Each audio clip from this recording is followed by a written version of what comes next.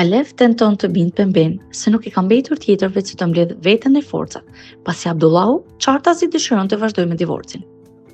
Pembe sërish nuk e pranon diçka të tillë, ndaj dhe nis nga e para debat me Alevin për shkak të acarimit që krijohet në qast.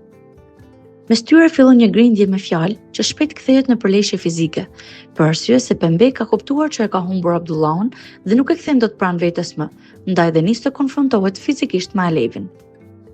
Pembe dëshiron ta nxjerrë me dhunë nga shtëpia, ndërsa Alevi bën rezistencë duke i kërkuar të mos e shtyej më të bëj kujdes, por me kot. Pembe vazhdon dhe teksa Alevi tenton të mbrojë veten, ajo aksidentalisht shkakton rrëzimin e Pembes në shkallë. Fëmijët e Pembes nxitojnë për ta dërguar në spital, ndërsa Alevi, ashtu me slotësh, telefonon Abdullahun për t'i treguar se çfarë ka ndodhur, si dhe i betohet se ka qenë totalisht aksidentale dhe nuk ka patur për qëllim që ta rrëzonte.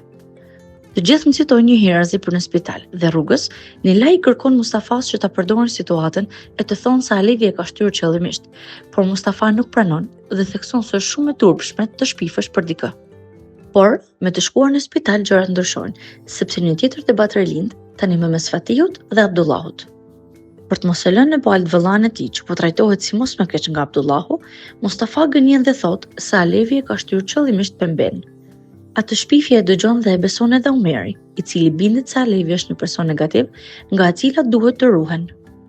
Përtej asaj që beson, Omeri nuk e lejon as pak situatën që të ndikojë mes tij dhe Këvëllxhëmit, e cila gjithashtu është shumë kundër të motrës në atë situatë, sepse thekson që pikë së pari, Alevi nuk është dashur fare të shkonte në shtëpi i Pembes.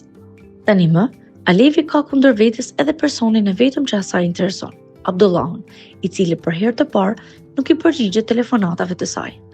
Me të kthyer në shtëpi me të gjithë familjen, Abdullah kërkon falje nga të gjithë për çfarë ka ndodhur, rrëfen vendimin e ndarjes nga Alevi dhe sqaron se asnjëherë nuk do mund ta falte personin që lëndon nënën e fëmijëve të tij.